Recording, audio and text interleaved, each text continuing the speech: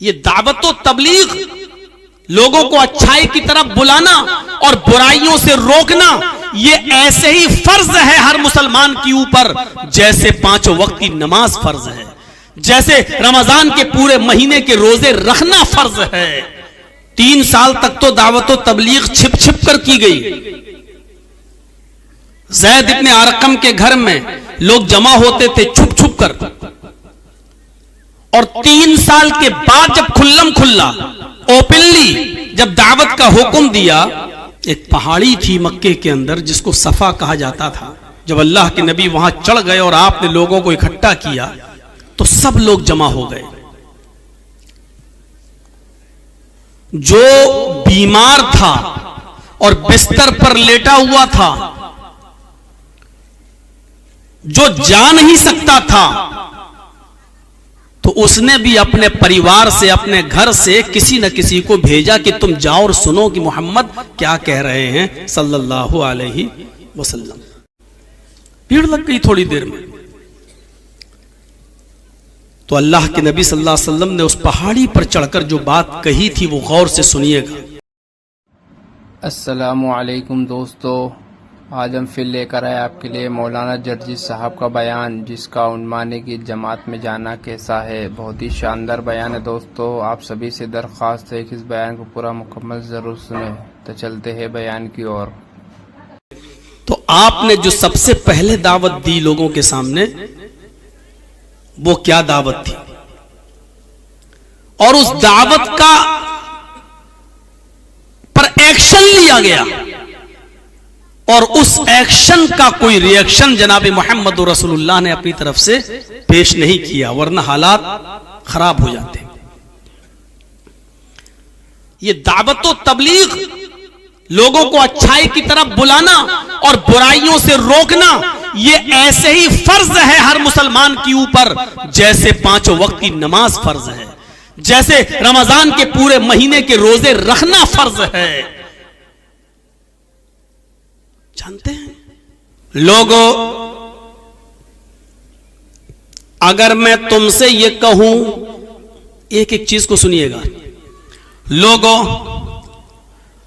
अगर मैं तुमसे ये कहूं इस पहाड़ी के पीछे जिसके ऊपर मैं चढ़ा हुआ हूं, एक बहुत ही खतरनाक लश्कर, एक बहुत ही डेंजर गिरोह छिपा हुआ है जो तुम्हारा दुश्मन है। आधी रात गुजर जाने के बाद वो तुम पर, तुम्हारी बस्तियों पर, तुम्हारी बीवी बच्चों पर हमला कर देगा, तो तुम मेरी इस बात को मानोगे या नहीं मानोगे? ये कोई दावत नहीं थी, न कलमे की दावत, न नमाज की दावत, न रोजे की दावत, न हज की दावत, न ज़कात की दावत। कोई अभी हुक्म नहीं दे रहे हैं।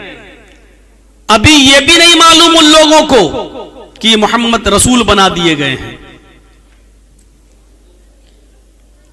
बस आपने पूछा, क्वेश्चन किया, ये बताओ अगर मैं ये कहूं कि इस पहाड़ी के पीछे एक लश्कर छिपा है जो मुझे दिख रहा है, क्योंकि मैं ऊंची जगह पर खड़ा हूं, मैं बुलंदी पर हूं, मुझे दिखाई दे रहा, तुम्हें नहीं। हालांकि लश्कर है नहीं, यह भी आपने कहा। हालांकि लश्कर है नहीं, मैं ये भी कह रहा हूं, है नहीं, कोई नहीं छिपा है। लेकिन अगर मैं ये कहूं कि इस पहाड़ी के पीछे लश्कर छिपा है, तो तुम मेरी इस बात को मानोगे या नहीं मानोगे? अगर मैं ये कहूं कि आधी रात के बाद वो लश्कर तुम पर आक्रमण कर देगा, अटैक कर देगा, तुम पर हमला कर देगा, तो तुम मेरी इस बात को मानोगे या नहीं मानोगे? तो जो लोग पहाड़ी के नीचे जमा थे, उन्होंने जो जवाब दिया, वो जवाब क्या था? आए मोहम्मद इब्ने अब्दुल्लाह, आए अब्दुल मुत्तलिब के पोते, आए अब्दुल्लाह के लख्त जिगर, आए अब्दुल्लाह के बेटे मोहम्मद, हम आपकी बात बसरो चश्म हम उसको फौरन कबूल कर लेंगे, फौरन मान लेंगे, एक्सेप्ट कर लेंगे, यकीन कर लेंगे। हम उसको सर और आंखों पर रख लेंगे आपकी बात को, फौरन आपकी बात को हम तस्लीम कर देंगे, सरे तस्लीम खम कर देंगे और मान लेंगे कि इसके पीछे एक लश्कर छिपा हुआ है। आपने पूछा क्यों? वाई, वजह क्या है? जबकि मैं ये कह रहा हूं कि इस पहाड़ी के पीछे कोई लश्कर नहीं छिपा है, लेकिन अगर मैं कहूं छिपा है तो मेरी बात को मानोगे या नहीं मानोगे? दिल में उतारने का अंदाज देखिए आप, बात को दिल में जमाने की खूबी देखिए।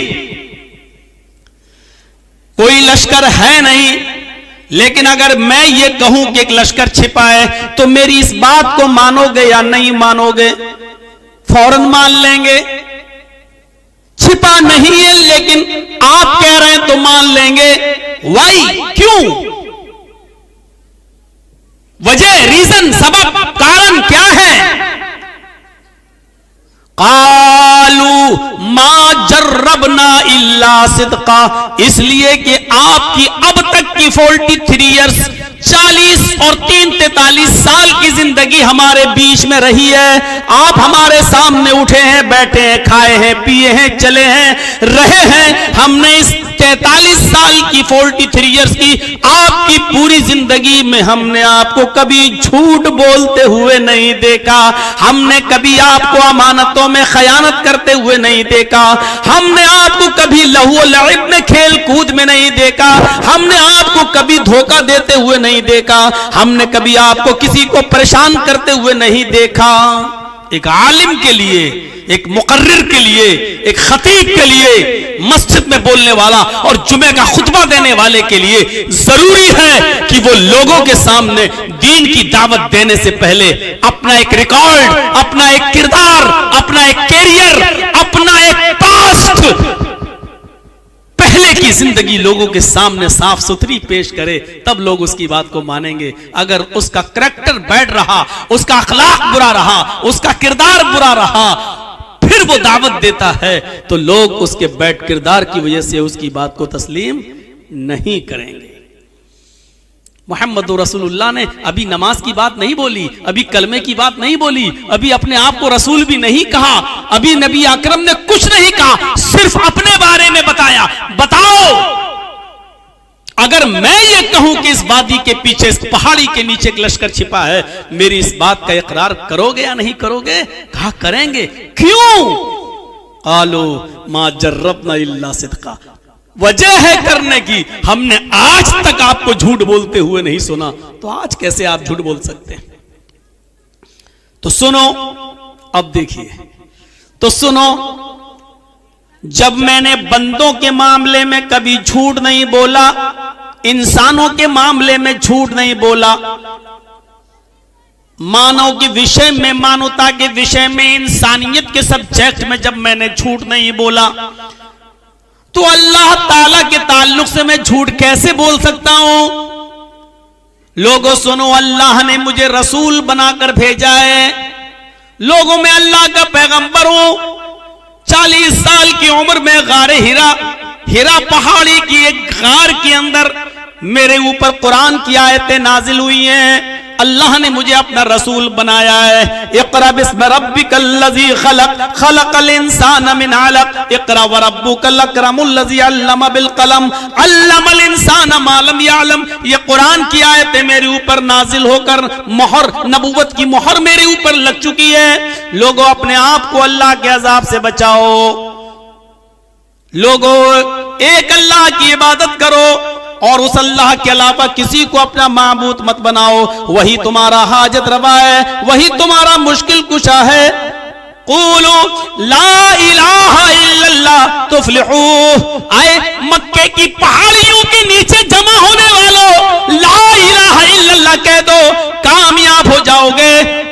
तुम लिकुल अरब वल आजम, अरब के भी मालिक बन जाओगे और आजम के भी मालिक बन जाओगे। अल्लाह तुम्हें पूरी दुनिया पर पूरी दुनिया को एक मुल्क बनाकर तुम्हारे कदमों में डाल देगा। सिर्फ ला इलाहा इल्लल्लाह कह दो, एक अल्लाह की इबादत करने वाले बन जाओ। अब आपने जब ये दावत दी तो अब कोई ये नहीं कह रहा है कि अरे मोहम्मद तुम झूठ बोलते हो। वो जबान ही नहीं उन पहाड़ी के नीचे रहने वालों के पास जो ये कह सके कि मोहम्मद इतना बड़ा झूठ, अल्लाह का रसूल, अल्लाह का नबी होने का दावा कर रहे हो। झूठा कहने का हक नहीं है, न कह पा रहे हैं। क्यों नहीं कह पा रहे हैं? क्योंकि अभी तो कहा था कालू मा जर्रबना इल्ला सिद्का। 43 इयर्स में 43 साल की जिंदगी में कभी झूठ बोलते हुए नहीं पा, अभी इकरार किया था, एक्सेप्ट किया था। अब ये कैसे कहते कि तुम झूठ बोल रहे हो? सब खामोश, एक दूसरे का मुंह देख रहे हैं। इसकी बात माने कि ना माने, ये कभी झूठ तो नहीं बोला। किसी के अंदर जब हिम्मत नहीं हुई कुछ कहने की तो घर का आदमी आगे बढ़ा, सगा चचा आगे बढ़ा और आगे आगे बढ़ते हुए कहता है अलिहाजा जमातना या मोहम्मद तब्बन लक। अरे मोहम्मद क्या इसीलिए तूने जमा किया, हमको इकट्ठा किया, यही सुनाने के लिए, अपनी कहानी बताने के लिए, अपनी स्टोरी सुनाने के लिए तूने हमको यहाँ जमा किया। अलिहाजा जमातना, क्या इसीलिए यहाँ हमको एकत्रित किया, यहाँ तूने हमको जमा किया। तब्बन लका, अगर अपनी स्टोरी सुनाना तेरा मकसद है तो तू बर्बाद हो जा। तब्बन लक, आए मोहम्मद तू मिट जा, आए मोहम्मद तेरा नामो निशान खत्म हो जाए, तेरा नामो निशान मिट जाए। देखा कितना बड़ा एक्शन लिया अबू लहब ने। आए मोहम्मद तू मिट जा, तब्बन लका या मोहम्मद, आए मोहम्मद तू बर्बाद हो जा। इस एक्शन का अगर फौरन रिएक्ट होता और अल्लाह के नबी अगर गुस्से में आ जाते तो जानते हो हालात बिगड़ते। आप समझ रहे हैं ना कि मैं इस बात को क्यों कह रहा हूं, बहुत अच्छी तरीके से आप समझ रहे होंगे। आज मुसलमान बड़ा जज्बाती हो गया है, कहीं पर भी कोई एक्शन होता है हम उसके जवाब में फौरन रिएक्ट करना शुरू कर देते हैं, और यही तो हमारा दुश्मन चाहता है। हम उनके हाथों में फौरन दोनों स्वीट्स लड्डू उनके हाथ में दे देते हैं कि लो, वो जो चाहते हैं हम उनको उनके मकसद में कामयाब कर देते हैं, और फिर वो एक बात का बवंडर बन जाता है। इतनी बड़ी बात होती नहीं है जितना बना दिया जाता है। मोहम्मद रसूलुल्लाह सल्लल्लाहु अलैहि वसल्लम को जब ये कहा गया कि तब्बन लका या मोहम्मद, है मोहम्मद तू बर्बाद हो जा, आपकी आंखों में आंसू आ गए। आपने अपने चचा अबू लहब को यह भी नहीं कहा कि मुझे आपसे ये उम्मीद नहीं थी। बहुत से लोग ठीक है, अरे यार कम से कम मुझे आपसे ऐसी तवक्को नहीं थी, ऐसी उम्मीद नहीं थी। नहीं, आपने ये भी नहीं कहा। खामोशी के साथ पहाड़ी से उतरे, नीचे उतरने के बाद सीधे चल दिए।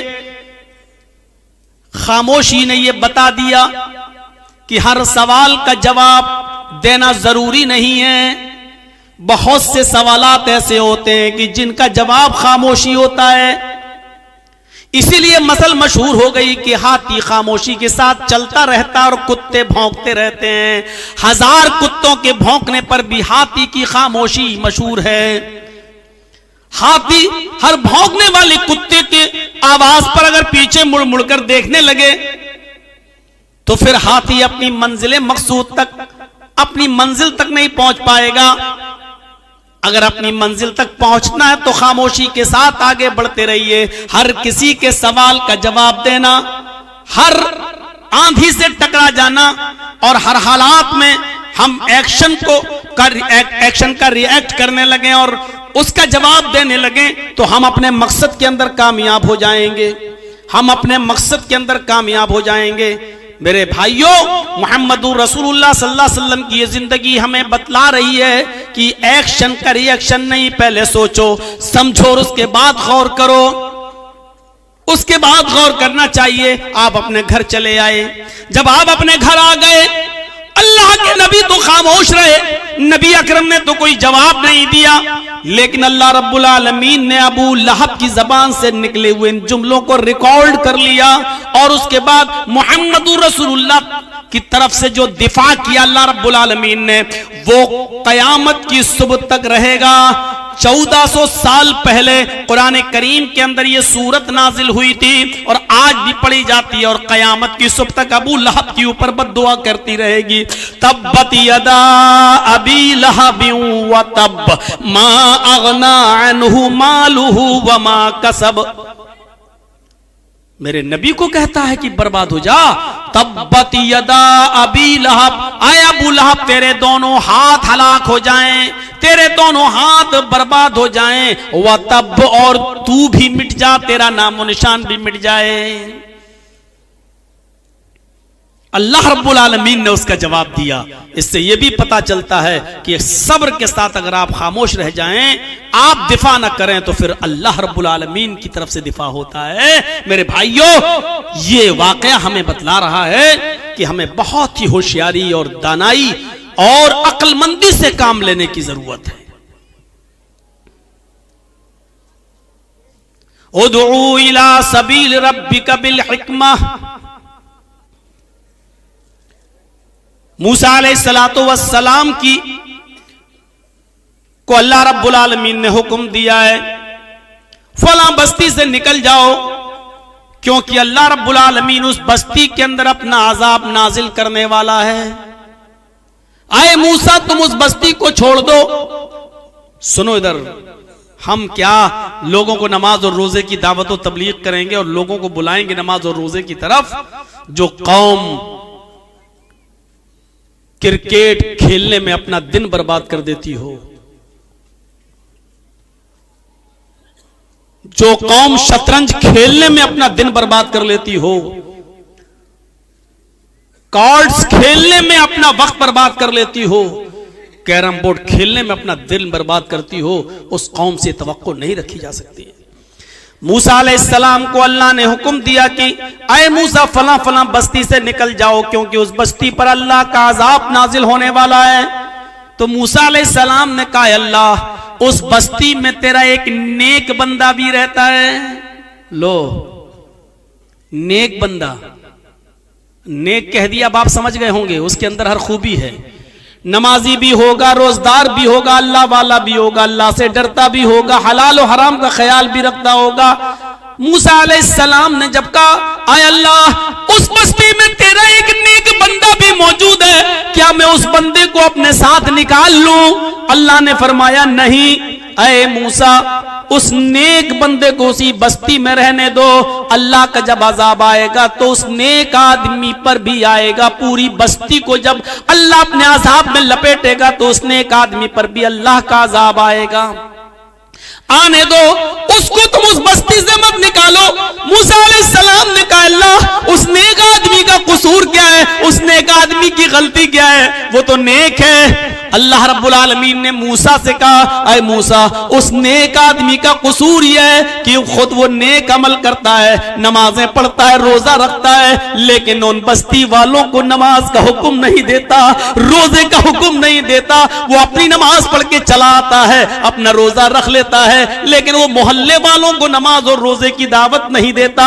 वो नेक चीजों से का हुक्म नहीं देता और बुराइयों से नहीं रोकता। इसलिए उस आदमी पर भी अल्लाह का अजाब आएगा, मेरा अजाब उस नेक आदमी के ऊपर भी आएगा। ये वाकया हमें बतला रहा है कि हम नेक काम कर रहे हैं लेकिन बुरे लोगों को बुराइयों से नहीं रोक रहे हैं, और हम उनको नमाज और रोजे की तरफ नहीं बुला रहे हैं, अच्छे काम की तरफ नहीं बुला रहे हैं, तो हम भी बराबर के मुजरिम हैं। हम ही उसी फहरिस्त में, उसी लिस्ट में हमारा भी नाम लिखा जाएगा जिस लिस्ट के अंदर बुरे आदमियों का नाम लिखा हुआ है। हम बच नहीं सकते इससे।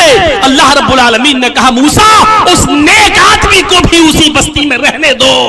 उस नेक आदमी को भी जब अजाब आएगा मेरा, बुरे आदमियों के साथ साथ उस नेक आदमी पर भी मेरा अजाब आएगा, उसको भी मिटा दिया जाएगा।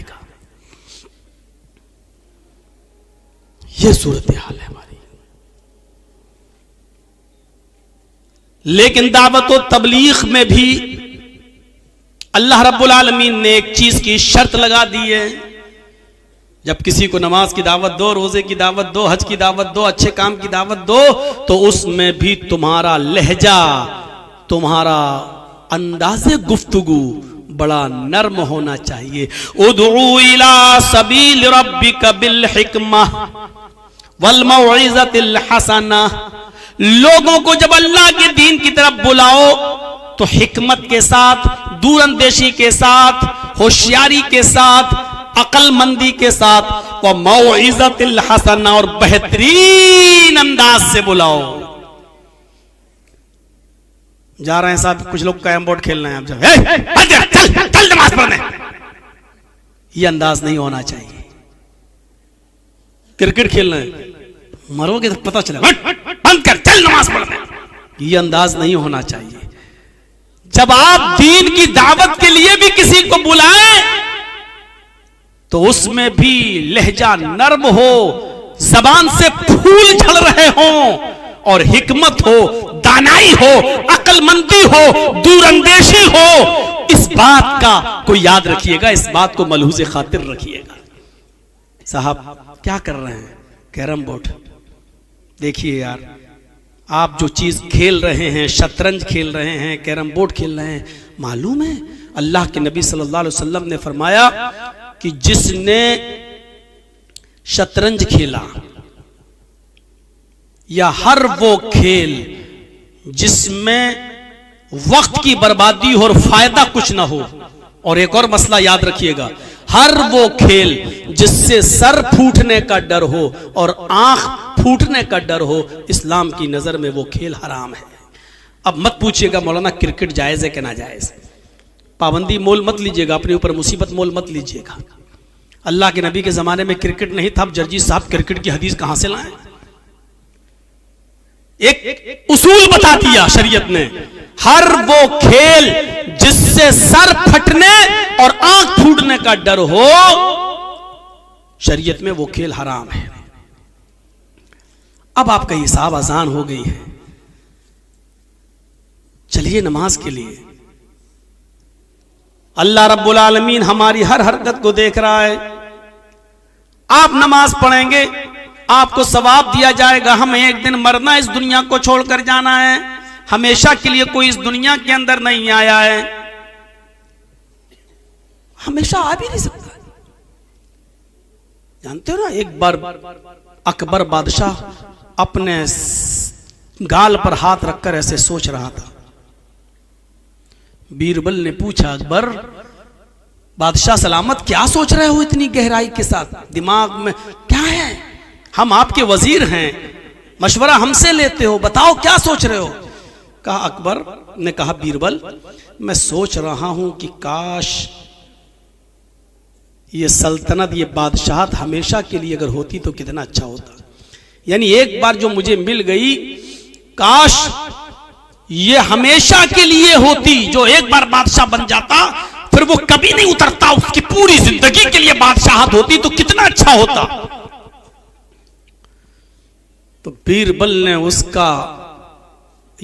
उसकी सोच को एक ही झटके में ये कहकर खत्म कर दिया, अकबर बादशाह बात तो सही कह रहे हो, लेकिन अगर इस उसूल पर कायम हो जाए, अल्लाह रब्बुल आलमीन के इस उसूल, अगर अल्लाह ने ऐसा उसूल बना दिया होता तो आपकी बारी कैसे आती?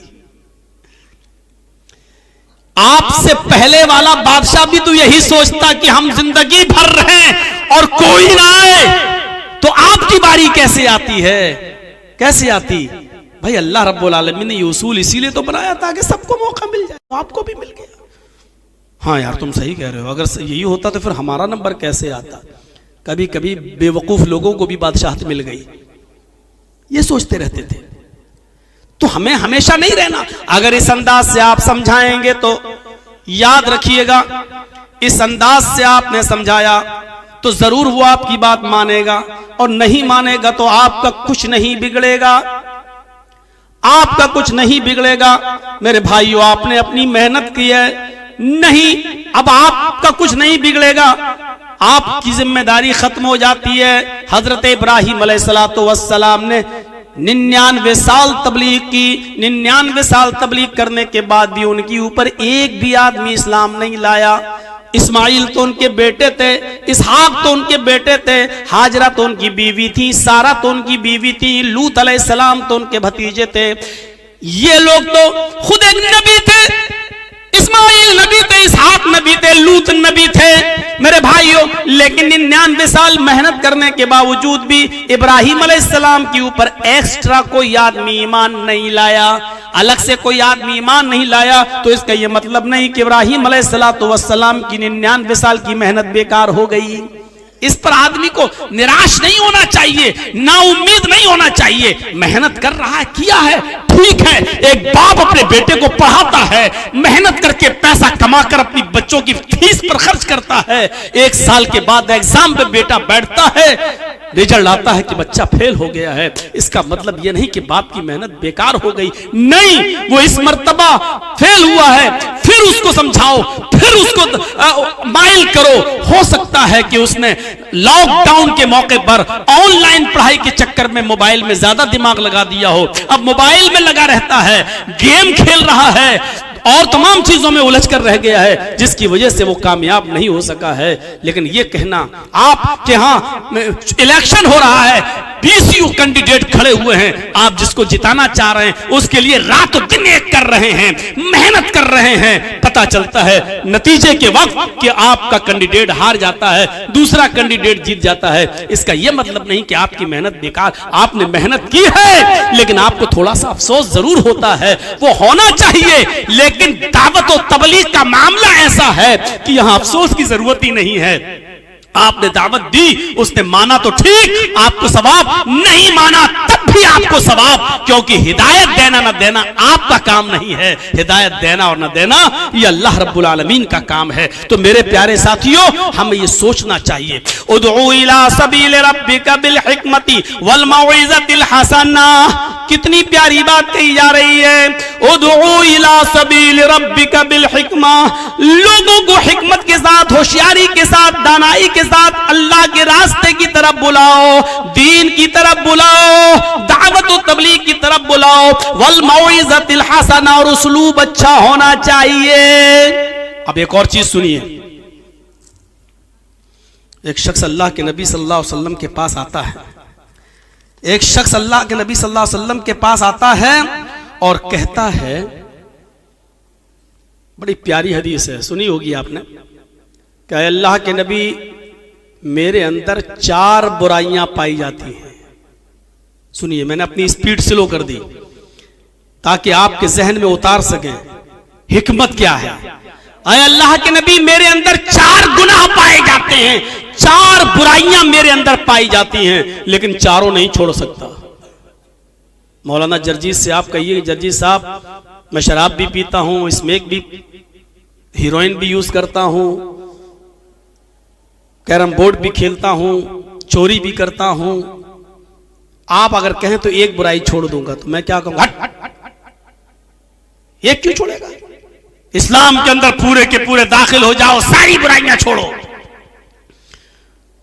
लेकिन सुनन बैहकी के अल्फाज, अल्लाह के नबी सल्लल्लाहु अलैहि वसल्लम के पास वो आया और खुद कह रहा है कि अल्लाह के नबी, मेरे अंदर 4 बुराइयां पाई जाती हैं, लेकिन चारों नहीं छूटती हैं। आप कहें तो एक छोड़ सकता हूं, चारों नहीं छोड़ सकता। तो आपने कहा, अच्छा ये बताओ कि लिस्ट, वो बुराइयां हैं क्या? कहा, अल्लाह के रसूल, सबसे पहली बुराई तो यह है कि मैं शराब पीता हूं, ठीक। दूसरी बुराई यह है कि मैं शराब जब पी लेता हूं तो फिर मुझे ख्वाहिश होती है, तलब होती है, तो एक है मेरी गर्लफ्रेंड, दोस्त, जिसके साथ मेरे ताल्लुकात हैं, फिर मैं उसके साथ जिना भी करता हूं। और फिर जब रात ज्यादा हो जाती है तो रात के अंधेरे में निकलकर मैं तीसरा जुर्म भी करता हूं, मैं चोरी भी करता हूं। कितने गुनाह बता दिए उसने? 3। पहला जुर्म मेरा यह है कि मैं शराब पीता हूं। शराब के बाद मेरा दूसरा जुर्म यह होता है कि मैं रात में जिना करता हूं, और फिर जिना से जब मैं फारिग होता हूं तो रात में मैं चोरी भी करता हूं। आपने कहा चौथा? तुमने 4 गुनाह बताए ना, चौथा का अल्लाह के रसूल में झूठ भी बोलता हूं। आप कहें तो मैं एक छोड़ दूंगा। हिकमत देखो, आप जानते थे कि अगर इसको ये कहूंगा नहीं चारों छोड़ तो गुस्से में भाग जाएगा, हो सकता है कि फिर बदअमल होकर मर जाए और जहन्नमी हो जाए। आपने उसके जज्बात को समझा, उसने एक्शन दिया तो आपने फौरन रिएक्शन नहीं दिया, नहीं चारों छोड़ो। जज्बात में आकर उससे चारों नहीं छुड़वाएंगे। देख रहे हैं आप, अल्लाह के नबी सल्लल्लाहु अलैहि वसल्लम ने कहा अच्छा ऐसा करो, शराब भी पीते हो, हाँ, जिना भी करते हो, हाँ, चोरी भी करते हो, हाँ, और झूठ भी बोलते हो, हाँ। वो समझ रहा था कि इसमें शराब कहेंगे तो जरा मुश्किल होगा मेरे लिए छोड़ना, क्योंकि बीड़ी नहीं छूटती, जिसको शराब की लत लग जाए वो कैसे छूटेगी। सोचने लगा कि देखिए अभी अल्लाह के नबी शराब कहेंगे, चोरी भी कह सकते हैं चोरी छोड़ दो। अगर चोरी छोड़ देंगे तो दिन भर का गुजर बसर कहां से चलेगा। रात में चोरी करते तभी तो बीवी बच्चों को खिलाते हैं। सोच रहा है कि ये मुश्किल होगा, लेकिन नबी कहेंगे तो एक छोड़ दूंगा। अल्लाह के नबी ने कहा अच्छा एक काम करो कि तुम झूठ छोड़ दो।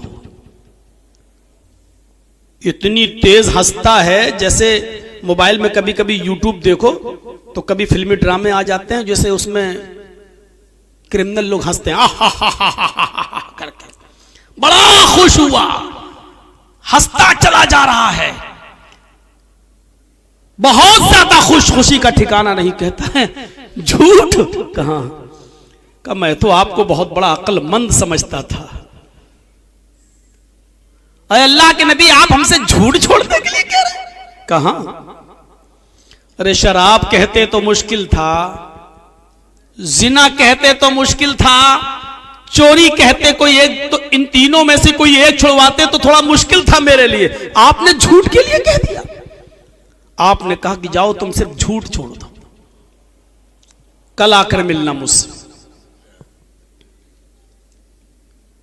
पूरी तकरीर सुनने के बाद यहां से जब जाओ ना तो पूरी तकरीर पर मत अमल करना, सिर्फ यही एक चीज लेके चले जाओ कि हम कल से झूठ नहीं बोलेंगे।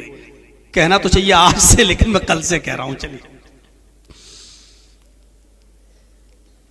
सिर्फ यही एक चीज लेके यहां से उठ जाइए, और कल शाम होने से पहले पहले मेरे भाइयों आप आधा आपकी जिंदगी चेंज हो जाएगी, आधी आपकी जिंदगी। उसने कहा अल्लाह के नबी ठीक है, हाथ यदक, हाथ बढ़ाइए। क्या कहता है? हाथ बढ़ाइए। अल्लाह के नबी ने कहा क्यों? बढ़ा दिया। उसने अपना हाथ नबी के हाथ पर रख दिया, ये लीजिए। अल्लाह के नबी ने हाथ बढ़ाया, उसने भी हाथ बढ़ाया, दाहिना हाथ दाहिने हाथ के ऊपर रखकर उसने बैत की कसम खाई। आए अल्लाह के नबी, मैं अल्लाह की जात की किबरियाई की कसम खाकर कहता हूं, मैं उस रब्बुल जलाल की कसम खाता हूं जिसके कब्जे में हमारी आपकी जान है, सारी कायनात की जान है। मैं सबके सामने इस बात का पुख्ता अहद करता हूं, वादा करता हूं कि आज के बाद मैं कभी झूठ नहीं बोलूंगा। आपने कहा ठीक है जाओ। दिन भर खूब मस्ती में रहा, रात हुई, चलें शराब पीने चलते हैं। शराब के लिए चला भी गया, जहां से शराब हाथ लगती थी वहां से शराब हासिल भी कर ली। शराब की बोतल का ढक्कन भी खोल दिया, शराब अपने होंठों पर भी लगा ली, लेकिन पी नहीं सका। हाँ? हटा ली। अब देखिए सोचता है, अगर कब सुबह अल्लाह के नबी के पास अगर मैं गया और अल्लाह के नबी ने अगर मजाक में भी पूछ लिया कि कहो कल शराब पी थी या नहीं, अगर मैंने इस बात का इकरार कर लिया कि हां शराब पी थी, तो अगर मुजरिम खुद अपने जुर्म को कबूल कर ले तो फिर किसी गवाह की जरूरत ही पेश नहीं होती। अगर मैंने कह दिया कि शराब पी थी तो शरीयत ने शराब के 40 कोड़े मुतय्यन किए हैं। अल्लाह के रसूल हमें खड़ा करके कहीं 40 कोड़े ना पड़वाएं। अगर मैंने अपने जुर्म को खुद कबूल कर लिया तो ऐसा ना हो कि मुझे 40 कोड़े पड़वा दें। एक कोड़ा चमड़े का तो खाया नहीं जाएगा, 40 कोड़े कैसे खा सकता हूं। और अगर मैंने ये कह दिया कि नहीं मैंने शराब नहीं पी थी तो इतने लोगों के सामने मैंने उस जात की किबरियाई की कसम खाई है कि मैं अल्लाह के इज्जत और जलाल की कसम खा के कहता हूं जिसके कब्जे में मेरी जान है, आज के बाद मैं शराब को हाथ नहीं लगाऊंगा। अगर उसकी कसम खाई है मैंने, अगर मैंने ये कह दिया कि नहीं पी थी तो ये कसम की बेहुरमती होगी, झूठ हो जाएगा। कुछ भी हो, मैं अल्लाह रब्बुल आलमीन की जात की कसम खाने के बाद उस रब्बे जुल जलाल के साथ धोखाधड़ी नहीं कर सकता। मैं झूठ तो बोलूंगा नहीं और शराब पीने के बाद 40 कोड़े खाऊंगा नहीं। चलो शराब छोड़ देता हूं, इसमें अर्जी क्या है, और तो कोई गुनाह बाकी है, चलो दूसरा करते हैं। एक गुनाह छूट गया। जिना के लिए जिस लड़की के पास इसके ताल्लुकात थे, जिस औरत के साथ उसके पास जाता है, अभी हम आगोश होता है, अभी अपने काम में लगता नहीं है कि सोचता है सुबह अगर मजाक में भी अल्लाह के नबी ने पूछ लिया कि तुमने कल जिना किया था या नहीं, अगर मैंने कह दिया कि हां किया था तो मैं तो शादीशुदा हूं, मुझे दौड़ा दौड़ा कर पत्थरों से मुझे रज्म कर दिया जाएगा, मुझे मार दिया जाएगा। 100 कोड़े की सजा नहीं है, क्योंकि शादीशुदा इंसान अगर जिना करे तो उसको रज्म है, उसको संगसार कर देना है, पत्थरों से मार मार के उसको खत्म कर देना है। मुझे खत्म कर दिया जाएगा क्योंकि मैं खुद अपने जुर्म का इकबाल करूंगा, एक्सेप्ट करने वाला हो जाऊंगा। और अगर मैंने कह दिया कि नहीं मैंने जिना नहीं किया था तो ये झूठ होगा। और मैंने रब्बे जुल जलाल को गवाह बनाया है, उसकी जात को मैंने गवाह मानकर कहा है कि मैं आज के बाद झूठ नहीं बोलूंगा, मैं उसकी कसम की बेहुरमती नहीं कर सकता। चलो इस औरत को भी लात मारता हूं, मैं बिल्कुल जिना से बच जाता हूं, मैं इसको छोड़ देता हूं। कल कौन संसार होगा, मुझे नहीं होना है। फिर आता है रात की तारीकी में एक दीवार पे चढ़ जाता है, उस दीवार से फलांग कर जंप लगाकर किसी के घर में नकब भी लगा देता है, लकड़ी की बनी हुई अलमारी को तोड़ने में कामयाब भी हो जाता है, उसमें रखा हुआ तिजोरी का माल निकालने में कामयाब भी हो जाता है, भागने की कोशिश करता है, दीवार छलांग कर आने की कोशिश कर रहा है। फिर दिल में वही ख्याल आता है अगर कल कहीं सुबह अल्लाह के नबी ने ये सवाल कर लिया कि तूने चोरी की थी या नहीं, अगर मैंने कह दिया हाँ चोरी की थी, हाँ मैंने चोरी की थी, तो फिर मेरा हाथ काटा जाएगा, क्योंकि अब किसी गवाह की जरूरत नहीं है, मेरा हाथ काट दिया जाएगा।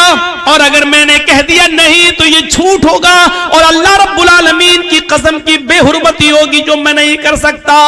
मैंने अल्लाह के रसूल के हाथ पर हाथ रखकर बैत किया कि आज के बाद मैं झूठ नहीं बोलूंगा, मैंने उस पाक हाथ को छुआ है, उस पाकीज़ा हाथ को छूने के बाद मैं उस हाथ की लाज मैं रखना चाहता हूं, उस हाथ को मैं शर्मिंदा नहीं होना देना चाहता, मैं चोरी भी नहीं करूंगा। और चोरी किया हुआ सामान अपनी जगह पर रख देता है और आता है सुबह सर पकड़े हुए अल्लाह के नबी के पास आकर बैठ जाता है। आपने कहा क्यों मायूस क्यों हो, क्या हुआ? कहता अल्लाह के रसूल मुझे माफ कर दीजिए, मैं तो सोच रहा था कि आपने कोई बहुत बड़ी बात नहीं कही थी झूठ छुड़वाने के लिए, आपने बहुत आसान बात कही थी, लेकिन आज मुझे पता चला है कि आपने शराब क्यों नहीं छुड़वाई, चोरी छोड़ने के लिए क्यों नहीं कहा, जिना छोड़ने के लिए क्यों नहीं कहा, झूठ छोड़ने के लिए क्यों कहा? आपने कहा हुआ क्या है वो तो बताओ। कहा अल्लाह के रसूल शराब की बोतल मेरे हाथ में थी लेकिन यही एहसास था, छोड़ दिया। लड़की औरत मेरे बगल में थी, मैं तैयार था उसके साथ सब कुछ करने के लिए, लेकिन यही ख्याल आया, पूछ लिया तो संसार कर दिया जाऊंगा, झूठ बोल नहीं सकता था, छोड़ दिया। चोरी तो कर भी चुका था, बहुत तगड़ी चोरी किया था। कई महीने बैठ के हम हमारे बच्चे खाते, लेकिन चोरी हाथ कटने के एहसास ने मुझे छोड़ने पर मजबूर किया, सामान रख दिया। अरे अल्लाह के रसूल, आपने तो एक गुनाह छुड़वाया था, मेरे तो चारों छूट गए। तबस्समा, अल्लाह के रसूल के चेहरे पर मुस्कुराहट आ गई और आपने फरमाया, जानते हो, है जो बात कही उसको सुनो, अल किज़्बु रासुज़्ज़ुनूब, मैं जानता हूं कि झूठ ही तमाम गुनाहों की जड़ है, तमाम गुनाहों का सर है। अगर सर काट दिया जाए तो बॉडी अपने आप ठंडी हो जाएगी। जब सर जुड़ा है तो बॉडी हरकत करेगी। जब मैंने सर ही काट दिया तो बॉडी कहां से जिंदा रहेगी। जब मैंने बुराइयों की जड़ झूठ ही को छुड़वा दिया तो सारी बुराइयां तो ऑटोमेटिकली छूट जाएंगी। ये पूरा वाकया बताने का मेरा मकसद क्या है कि अल्लाह के रसूल ने हिकमत से काम लिया। आपने उससे ये नहीं कहा नहीं चारों हराम है, चारों छोड़ो। अगर आप कहते चारों छोड़ो तो क्या होता, नहीं छोड़ूंगा, चला जाता और चुपके चुपके चारों काम करता रहता। भाई जब गवाह मिलेंगे तभी तो हमें सजा मिलेगी। जिना किया, 4 गवाह लाओ, जब 4 गवाह मिलेंगे तभी तो हमें सजा मिलेगी। चोरी की 2 गवाह लाओ, जब गवाह मिलेंगे तभी तो हमें सजा मिलेगी। हाँ? जब गवाही नहीं है तो हमें सजा क्या मिलेगी, हम तो चारों करेंगे। और वो कह रहा है कि मुझे 4 मेरे अंदर बुराइयां हैं लेकिन एक छोड़ सकता हूं, आप कहिए कौन सी छोड़ दूं। तो अल्लाह के रसूल की दूरअंदेशी देखिए, हिकमत देखिए। उदउ इला सबील रब्बिका बिल हिकमा। हालांकि दूसरे सहाबा एतराज कर सकते थे कि अल्लाह के नबी शराबी भी है जो और चोरी भी करता, जिना भी करता है, इसके बावजूद आपने इतने बड़े बड़े गुनाह आपने उससे नहीं छुड़वाए। अल्लाह के नबी सल्लल्लाहु अलैहि वसल्लम ने क्या कहा, जाओ तुम झूठ छोड़ दो। हालांकि हराम चारों हैं लेकिन आपने सिर्फ झूठ छोड़ने के लिए कहा और दूसरे ही दिन उसके आया और कहने लगा कि मेरे तो चारों छूट गए। तो आपने क्या कहा, किज़्बु रासुज़्ज़ुनूब, झूठ तमाम बुराइयों की जड़ है। अब आप अंदाजा लगा सकते हैं मेरे भाइयों, हिकमत, तकरीर का मकसद, पॉइंट क्या, हिकमत, दानाई, होशियारी। उदउ इला सबील रब्बिका बिल हिकमति वल मौइज़तिल हसना, लोगों को होशियारी और दानाई के साथ बुलाओ और उसलूब अच्छा हो, वाज़ो नसीहत के अंदर आपकी गुफ्तगू में नरमी हो। एक और चीज समझने की कोशिश करो, जब मक्के के अंदर, जब मक्के में भी इस्लाम फैला, मदीने में भी, मेरे भाइयों अब इस जरूरत पड़ी कि इस्लाम का प्रचार दूसरे शहरों में कराया जाए। जरूरत पड़ी कि दूसरी सिटी में भी इस्लाम का प्रचार हो। तो हजरत मुआज़ इब्न जबल को अल्लाह के नबी सल्लल्लाहु अलैहि वसल्लम ने यमन का गवर्नर बनाकर भेजा। मुआज़ इब्न जबल को जब यमन का गवर्नर बनाकर भेजा तो आपने मुआज़ इब्न जबल से कहा, आए मुआज़, यमन की तरफ तुम जा रहे हो, यमन की तरफ तुम जा रहे हो लोगों को दावत व तबलीग देने के लिए, इस्लाम की तरफ बुलाने के लिए, तो आप उनको इस्लाम की दावत कैसे दोगे। सुनिए, हिकमत देखिए, होशियारी देखिए, दानाई देखिए। बताओ तुम यमन के लोगों को दीन की दावत कैसे दोगे, यमन के लोगों को दीन की तरफ कैसे बुलाओगे। हजरत मुआज़ इब्न जबल इसका जवाब देते हैं, क्या अल्लाह के नबी, मैं उनसे कहूंगा कि बुनियल इस्लाम वाला खमसिन, शहादत अल्लाह इलाहा इल्लल्लाह व अन्ना मुहम्मदर रसूलुल्लाह व इकामिस सलाह व ईताइज ज़काह वल हज्ज व सौम रमजान। मैं उनसे कहूंगा कि कलमा पढ़ो, ला इलाहा इल्लल्लाह मुहम्मदुर रसूलुल्लाह, तौहीद पर कायम हो जाओ। तुम्हारे ऊपर 5 वक्त की नमाज फर्ज है, तुम्हारे ऊपर रमजान के पूरे महीने का रोजा फर्ज है, तुम्हारे ऊपर इस्तिताअत होने पर ज़कात भी फर्ज है, तुम्हारे ऊपर खाने काबा का हज बैतुल्लाह की ज़ियारत जिंदगी में एक बार तुम्हारे ऊपर फर्ज है। अल्लाह के नबी ने कहा, ना आए मुआज़, तुम इस तरीके से दावत दोगे तो यमन के लोग कभी तुम्हारे करीब नहीं आएंगे। इस्लाम की बुनियाद कितनी चीजों पर है। किसी से पूछें कि बताओ कि इस्लाम के पिलर कितने हैं, तो आप जवाब देंगे 5। यही तो है ना इस्लाम, कलमे तौहीद यानी ला इलाहा इल्लल्लाह मुहम्मदुर रसूलुल्लाह और नमाज, रोजा, हज और ज़कात, ये 5 चीजें हैं और 5 की दावत भी देना है। लेकिन आपने क्या कहा, आए मुआज, और मुआज ने भी सही बात कही थी, अल्लाह के रसूल हम इस्लाम की तरफ बुलाएंगे, उनको इस बात का हुक्म देंगे। तो अल्लाह के नबी सल्लल्लाहु अलैहि वसल्लम ने क्या फरमाया, ना आए मुआज, ऐसा अगर करोगे तो कोई इस्लाम के करीब नहीं आएगा। इस्लाम में 5 वक्त की नमाज, वो भी सख्ती के साथ हर हाल में, और फिर ज़कात, फिर रोजा भी, हज भी। आए मुआज, लोग इसको बहुत बड़ी मुसीबत समझने लगेंगे और भाग जाएंगे, कोई तुम्हारे करीब नहीं आएगा। आज वही हमारी हालत हो रही है। हमारे अमल आज ऐसे हैं कि लोग बजाय करीब आने के दूर हो रहे हैं। जिस कौम को देखकर, सुन लीजिए, बहुत बड़ी बात कह रहा हूं मैं, इस्लाम अल्लाह की कसम नबी अकरम के मौजिज़े दिखाने से नहीं फैला। आप समझते हैं कि चमत्कार दिखाने से इस्लाम फैला? नहीं, खूब दिखाया अल्लाह के नबी सल्लल्लाहु अलैहि वसल्लम ने। प्यासे थे लोग, काफिरों ने कहा, मोहम्मद बता, तेरी कौम के लोग प्यास से तड़प रहे हैं, कैसे पानी पिलाएगा? पानी हमारे पास है। नबी अकरम ने फरमाया बिस्मिल्लाह, और आपकी उंगलियों के पोर से पानी के चश्मा बहने लगता है, पानी टपकने लगता है। सारे सहाबा नबी अकरम सल्लल्लाहु अलैहि वसल्लम की उंगलियों से गिरने वाले पानी को पी रहे हैं, लेकिन नबी का ये मौजिज़ा देखने के बाद भी काफिर इस्लाम नहीं ला रहे हैं। वो नबी से जंग करने पर आमादा है, इस चमत्कार को देखने के बाद भी कोई इस्लाम नहीं ला रहा है। अबू जहल कह रहा है कि मोहम्मद बता दो कि मेरी उंगली में, मेरी मुट्ठी में क्या है, अगर बता दोगे तो हम इस्लाम ले आएंगे, ईमान ले आएंगे। अल्लाह के नबी फरमाते हैं, इस मुट्ठी को अपने कान में लगा, तेरे हाथ में जो कंकरियां मुट्ठी में बंद हैं वो मेरा कलमा पढ़ रही हैं। अबू जहल ने जब मुट्ठी को कान में लगाया तो कंकरियों से, पत्थर की कंकरियों से कलमे की आवाज आ रही थी, अशहदु अल्ला इलाहा इल्लल्लाह व अशहदु अन्ना मुहम्मदन अब्दुहु व रसूलुहु। अबू जहल ने नबी अकरम का ये मौजिज़ा देखा कि कंकरियां कलमा पढ़ रही हैं, लेकिन इसके बावजूद वो इस्लाम नहीं लाया। कौन कहता है कि चमत्कार देखने से इस्लाम फैला, मौजिज़ों से इस्लाम फैला? खंदक का मौका उठाओ, सहाबाए किराम भूखे हैं, अल्लाह के नबी भी पेट पे पत्थर बांधे हुए हैं। एक सहाबी ने कहा, अल्लाह के नबी मेरे पेट पे पत्थर बंधा है, देखिए मुझे भूख की शिद्दत है, खंदक नहीं खोदी जा रही है, अब काम नहीं हो रहा है, कुछ मिल जाता, किसी के पास सत्तू हो, खजूर हो, एक घूंट दूध ही मिल जाए। अल्लाह के नबी अपना पेट खोल देते हैं और कहते हैं, तुम एक पत्थर बांधे हो, जरा मेरे पेट का हाल देखो। आपने जब अपना कपड़ा उठाया तो 2 पत्थर बंधे हुए थे कि देखो मैं तुमसे ज्यादा भूखा हूं, ये मत समझो कि मैं खुद खा पी कर आया हूं और तुम्हें भूखा काम करने पर मजबूर कर रहा हूं। ये हालत जब हजरत अब्दुल्ला इब्न जाबिर ने देखी तो सीधे घर चले जाते हैं और कहते हैं, बीवी आज ये कंडीशन देखी है।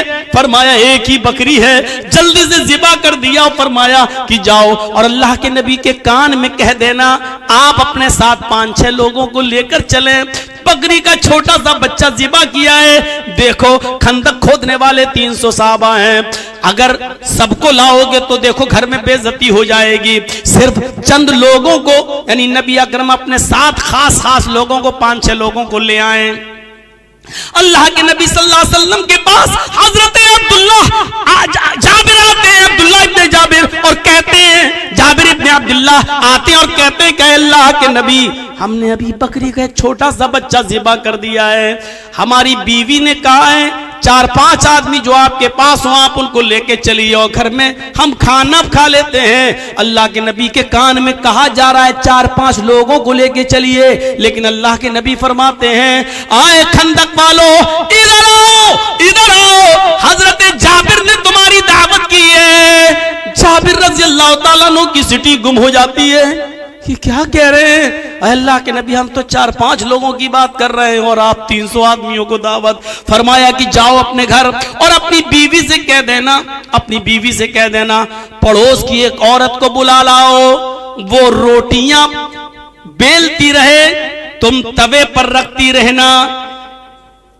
बस, और मैं आ रहा हूं। हजरत जाबिर आते और अल्लाह के नबी के का यही फरमान सुना देते हैं अपनी बीवी को। बीवी कहती है अल्लाह तुम्हें गारत करे। ये उस जमाने में एक जुमला चलता था, सगिलत का सवागिल, खोने वाली तुझे खो दे, यानी तेरी माँ तुझ पर रोए, यानी तू मर जा। अरे जाबिर, पकाना तो मुझे, रोटी तो मुझे बनाना है, सालन तो मुझे बनाना है, खाना तो हमें तैयार करना है, और आप 300 आदमियों को लेके आ रहे हैं, एक छोटा सा बकरी का बच्चा है, क्या होगा? फरमाया अरे मेरी बीवी मुझे बद्दुआ मत दे। अल्लाह के रसूल को मैंने 5-6 लोगों को कहा था, लेकिन नबी अकरम ने अनसुनी कर दी। 300 आदमियों को लेके आ रहे हैं। अब जैसा उन्होंने कहा वैसा कर। अल्लाह के नबी सल्लल्लाहु अलैहि वसल्लम घर में तशरीफ लाते हैं। हजरत जाबिर इब्न अब्दुल्लाह की बीवी से कहते हैं तुम पर्दे में चली जाओ। फिर हांडी का ढक्कन खोलते हैं और उसमें थुकथुकाते हैं, कुछ पढ़ते हैं, थुकथुकाते हैं और कहते हैं कि आए जाबिर की बीवी तुम रोटी बनाती जाओ, आग पर सेंकती जाओ और देती जाओ। अल्लाह की कसम, जो खाना 4-5 लोगों के लिए था वो 300 लोगों ने पेट भर के खाया, फिर बच गया। फिर जाबिर के घर वालों ने खाया और उस इलाके के गरीबों में भी बांटा और तकसीम किया। अल्लाह की कसम, ये जिंदा जाबिर मौजिज़ा देखने के बाद भी खंदक खोदने वाले वो काफिर ईमान नहीं लाए। चमत्कार देखने से और चमत्कार करने से कोई आदमी मुसलमान नहीं होता है। आप कितना ही लोगों को कुछ भी दिखाएं, इस्लाम चमत्कार से नहीं फैला है।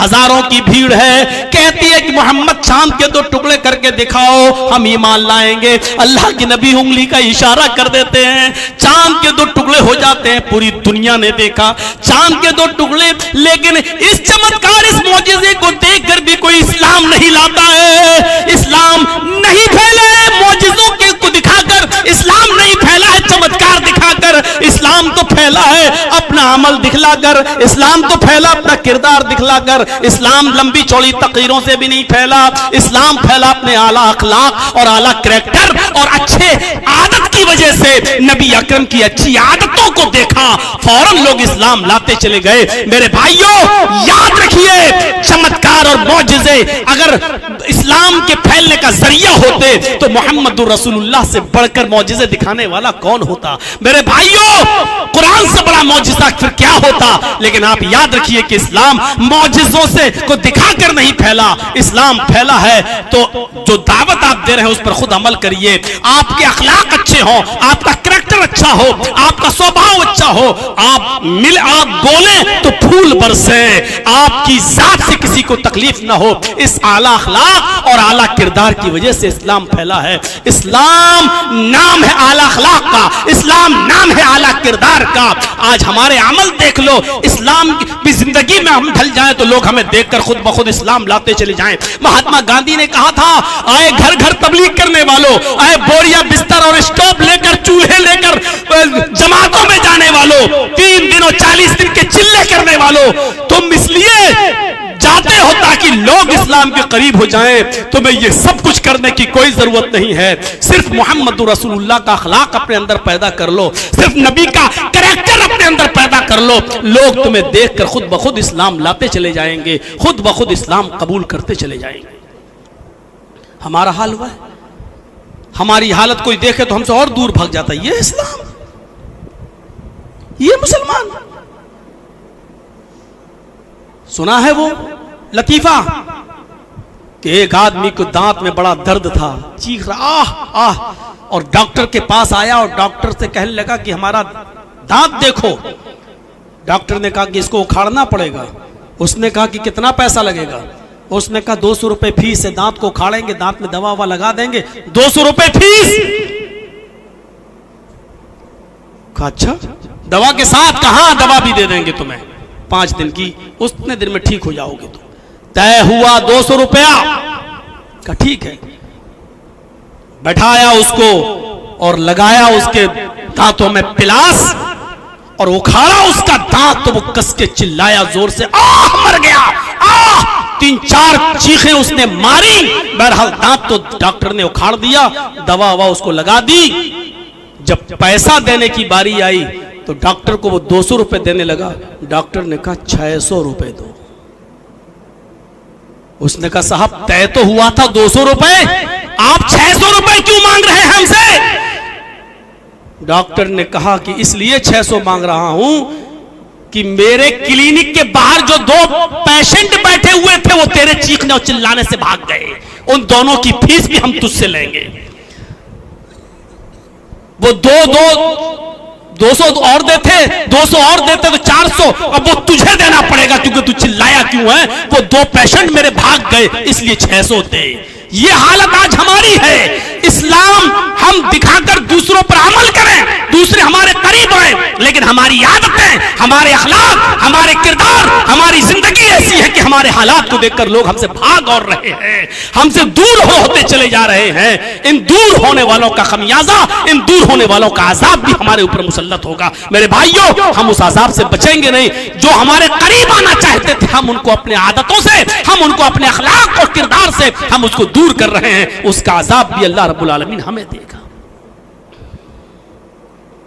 ये हालत आज हमारी हो चुकी है।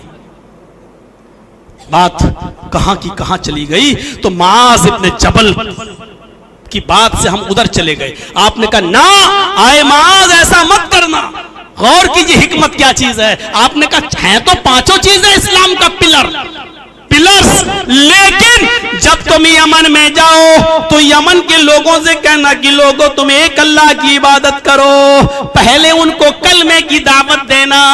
जब वो तौहीद में मजबूत हो जाएं, जब वो कलमा पढ़ लें, तौहीद के मत वाले बन जाएं, तौहीद अपने अंदर वो जागुजी कर लें, तौहीद अपने अंदर पैबस कर लें, तो आए महाज जब तुम देखो कि वो तौहीद में पक्के हो गए हैं तो फिर उनसे कहना कि अल्लाह ताला ने तुम्हारे ऊपर 5 वक्त की नमाज भी फर्ज की है। अल्लाह ने तुम्हारे ऊपर 5 वक्त की नमाज भी फर्ज की है। जब वो 5 वक्त की नमाज पढ़ने लगे, जब वो नमाज में पक्के हो जाएं, जब वो नमाज के पाबंद हो जाएं, जब वो 5 वक्त की नमाज जमात के साथ अदा करने लगे और जब वो उसके आदी हो जाएं, तो फिर उनसे कहना कि तुम्हारे ऊपर रमजान के, तब उनसे कहना कि तुम्हारे ऊपर ज़कात भी फर्ज की गई है। इतना इतना माल, इतने इतने ऊंट, इतनी इतनी गायें, इतनी इतनी बकरियां, इतनी इतनी जमीन में पैदावार पर इतनी इतनी ज़कात, तब तुम उनको बताना। डायरेक्ट नहीं, जब वो नमाज के आदी हो जाएं, पुख्ता हो जाएं, 5 वक्त की नमाज पढ़ने लगे और नमाज को अपनी जान और अपने माल से ज्यादा महबूब समझने लगे, तब तुम उनसे कहना कि अल्लाह ने तुम्हारे ऊपर ज़कात भी फर्ज की है। जब वो अपने माल की पूरी पूरी ज़कात भी देने लगे और वो अपने माल को अल्लाह की राह में बेदरह खर्च करने में के माहिर हो जाएं, एक्सपर्ट हो जाएं, आदी हो जाएं, तब तुम उनसे कहना कि अल्लाह ने तुम्हारे ऊपर रमजान के 1 महीने के रोजे भी फर्ज किए हैं। जब वो रोजा भी रखने लगे और रोजे के भी आदी हो जाएं, तब तुम उनसे कहना कि अल्लाह रब्बुल ताला ने जिंदगी में एक बार हज बैतुल्लाह खाने काबा की जियारत यानी हज भी फर्ज किया है। चाहे इसको करने में कई साल लग जाएं, लेकिन एक एक करके उनको बुलाना, 5 चीजें बैक वक्त एक साथ पेश मत कर देना। अगर तुमने 5 चीजों को एक साथ पेश कर दिया तो लोग भाग जाएंगे, फिर इस्लाम को बोझ समझेंगे अपने ऊपर और कोई भी आदमी इस्लाम को कबूल नहीं करेगा। देखिए कितनी हिकमत भरी बात बताई थी अल्लाह के नबी ने। एक एक करके बुलाओ, एक एक करके बुलाओ, एक एक करके बुलाओ। होशियारी, दानाई हमने छोड़ दी है, अक्लमंदी हमने छोड़ दी है।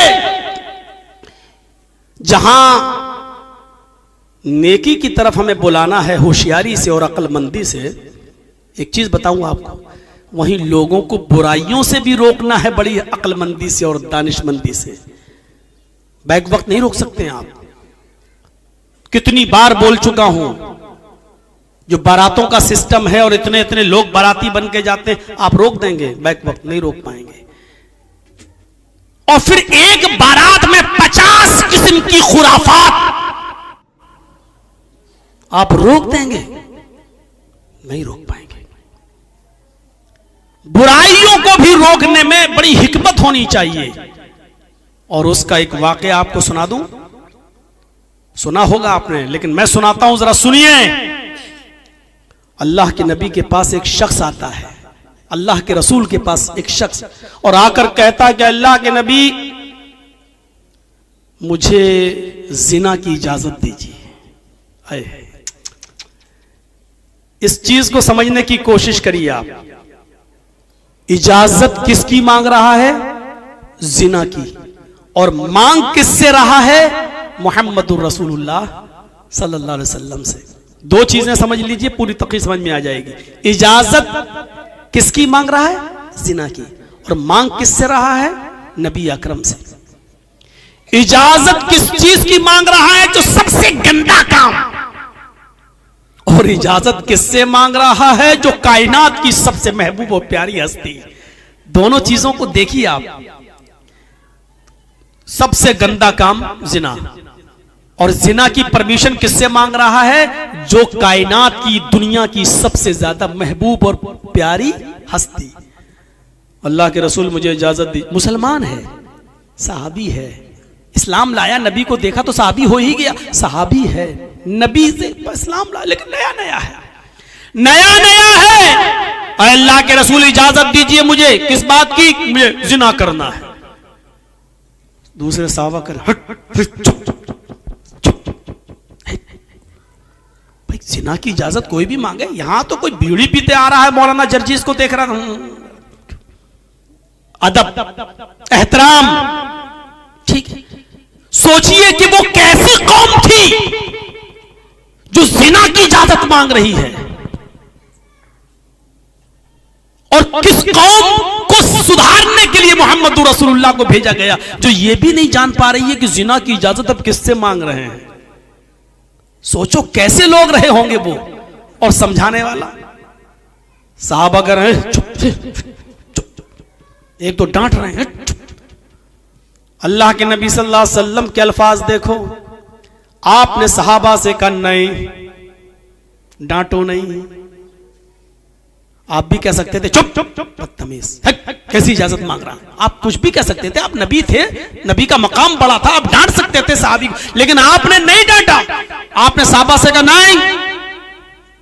और जो जिना की इजाजत मांग रहा था उससे क्या कहा? उदनु मिन्नी, मेरे करीब आओ और पास आ जाओ मुझसे। करीब बिठा दिया। सहाबा बैठे हैं और जो जिना की परमिशन मांग रहा था उसको अपने करीब कर लिया। मस्जिद है, अल्लाह का घर है, अल्लाह के घर में जिना की परमिशन मांग रहा है एक सहाबी, और अल्लाह के रसूल उसको, सहाबा घूर रहे हैं, सहाबा बुरी नजरों से देख रहे हैं। ऐसा लग रहा है जैसे सहाबा पर कयामत फट पड़ी, जमीन फट पड़ी और सहाबा धंस जाए। ऐसा लग रहा था कि कितने गंदे काम की इजाजत किससे मांग रहा है। सहाबा को ऐसा महसूस हो रहा है। और ये मोहम्मद रसूलुल्लाह के पास बैठा, आपने कहता रहा हो, और अल्लाह के रसूल उसको करीब कर रहे हैं। मस्जिद में भी है और नबी के करीब भी है। आपने कहा अब बोलो, क्या बोलते हो? अल्लाह के नबी वो जिना करेंगे। कोई है? ओ इंतजाम सब है मेरे पास, बस परमिशन दे दो। आपने कहा ठीक है। ओहो, अंदाज देखिए। आपने कहा भला क्यों नहीं? भला मैं तुम्हें इस काम से कैसे रोक दूं? तुम मुझसे परमिशन मांग रहे हो, मैं तुम्हें कैसे खाली हाथ जाने दूं? कैसे तुम्हें रोक दूं? लेकिन मेरे जाने से, तुम जिना के लिए जाने से पहले मेरे 2-3 सवालों के जवाब दे दो। अंदाज देखिए। जो काम तुम उस लड़की के साथ करना चाहते हो, क्या वो काम तुम अपनी मां के साथ करने के लिए तैयार हो? जो चीज उस लड़की के, उस औरत के पास है, वो चीज तुम्हारी मां के पास भी है। क्या तुम अपनी मां के साथ जिना करना पसंद करोगे? इतना सुनना था, तन बदन में आग लगी। कौन सा शरीफ इंसान होगा जो अपनी मां के बारे में ये तसव्वुर कर ले?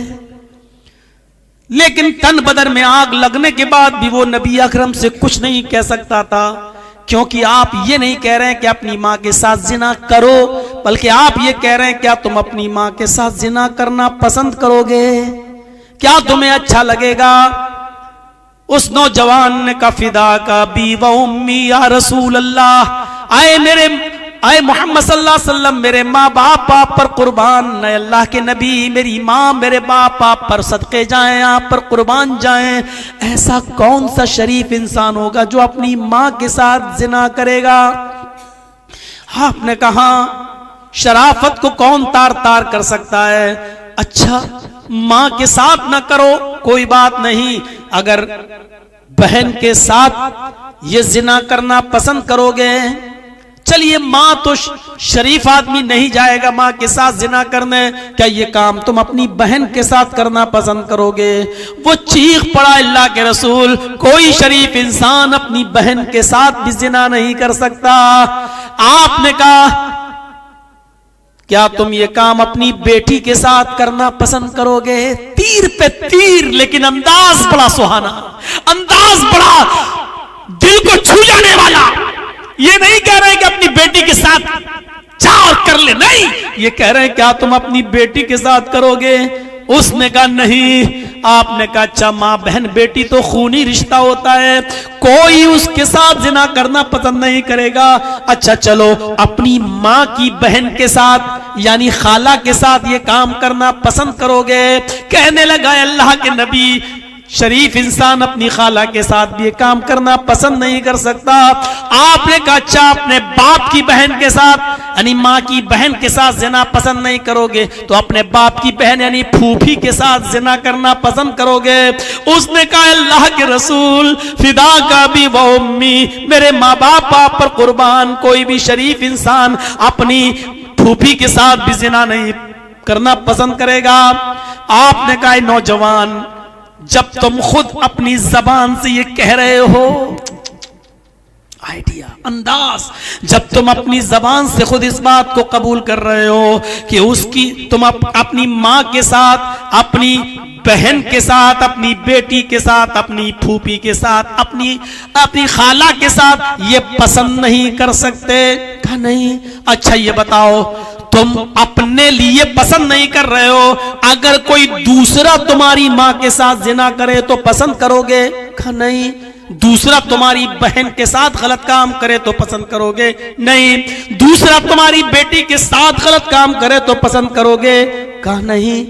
दूसरा खाला के साथ, फूफी के साथ करना गलत काम करना चाहे तो पसंद करोगे? कहा नहीं। फरमाया फिर तुम जिस लड़की के साथ जिना की परमिशन मांग रहे हो वो भी तो किसी की माँ होगी, किसी की बहन होगी, किसी की बेटी होगी, किसी की फूफी होगी, किसी की चची होगी, किसी की खाला होगी। फिर उसको अगर पता चलेगा कि तुमने ऐसा किया है तो वो कैसे पसंद करेगा कि हमारी बहन के साथ जिसने मुंह काला किया वो इस दुनिया में जिंदा रहे? वो कैसे पसंद करेगा जिस तरह तुम नहीं चाहते हो कि मेरी माँ, मेरी बहन, मेरी बेटी, मेरी खाला और मेरी फूफी के साथ कोई गलत काम करे, तो दूसरा कैसे गवारा करेगा कि तुम किसी की माँ बहन बेटी के साथ गलत काम करो? अंदाज अच्छा था, दिल को छू जाने वाला था। अब बताओ तुम्हारा क्या इरादा है? उस नौजवान ने अपना सर आगे बढ़ा दिया और कहा अल्लाह के रसूल मेरे सर पर हाथ फेर दीजिए और मेरे लिए अल्लाह से दुआ कर दीजिए कि अल्लाह मुझे इस जिना की बदतरीन बुराई से बचा ले, मुझे महफूज फरमाए। अल्लाह के नबी सल्लल्लाहु अलैहि वसल्लम ने उसके सर पर हाथ रखा, अल्लाह के नबी सल्लल्लाहु अलैहि वसल्लम ने उसके सर पर हाथ रखा और फरमाया आय अल्लाह इस नौजवान की नजरों की हिफाजत फरमा, आय अल्लाह इस नौजवान को जिना जैसे बदतरीन जुर्म से इसकी हिफाजत फरमा ले, इसको बचा ले। उस नौजवान का बयान है, उस नौजवान का बयान है, सुनन बैहक़ी के अल्फाज हैं, उस नौजवान का बयान है कि अल्लाह के नबी सल्लल्लाहु अलैहि वसल्लम ने मेरे लिए ये दुआ की थी कि अल्लाह इस नौजवान को जिना से महफूज फरमा, इसको इस बदतरीन बुराई से बचा ले। उस दुआ के दिन से, जिस दिन ये दुआ की, उस दुआ के दिन से आज तक, अब तक अल्लाह रब्बुल आलमीन ने सिर्फ जिना ही नहीं बल्कि हर हराम काम से मुझे बचा लिया है, हर हराम काम से मुझे दूर कर दिया है, हर हराम काम से मुझे नजात अता फरमा दी है। नबी अकरम की दुआ का ये असर हुआ। पूरा वाकया बयान करने के बाद मैं कह सकता हूं कि ये नबी अकरम की हिकमत थी, आपने उसको डांट कर नहीं भगाया। आप चाहते तो इस बुराई से रोकने के लिए कह सकते थे चुप, शर्म नहीं आती, कितना बुरा काम तुम करने के लिए मुझसे परमिशन लेने आए हो। और हम लोगों के अंदाज में, क्या तेरे घर में मां बहन नहीं है, हम कह सकते थे किसी को भी, लेकिन मोहम्मद रसूलुल्लाह ने उसको किस अंदाज से समझाया, जरा तसव्वुर कीजिए कि उसके दिल में कैसे बात बैठ गई। इसलिए मैंने कहा कि नेकियों का हुक्म तो होशियारी से, लेकिन जब बुराइयों से किसी को रोकना पड़े तो उसमें भी दूरअंदेशी, उसमें भी हिकमत होनी चाहिए। हमारा सख्त लहजा किसी को बुराई से रोकने के बजाय उसको और बुराई करने पर मजबूर कर सकता है। कभी आपने देखा होगा बुराइयां जब करते, अच्छा किसी को डांटा, अब वो और जिद में आके करेगा, नहीं अब तो हम और करेंगे। कभी आपने देखा होगा गुस्से में आदमी फिर उस काम को और ज्यादा करने की कोशिश करता है।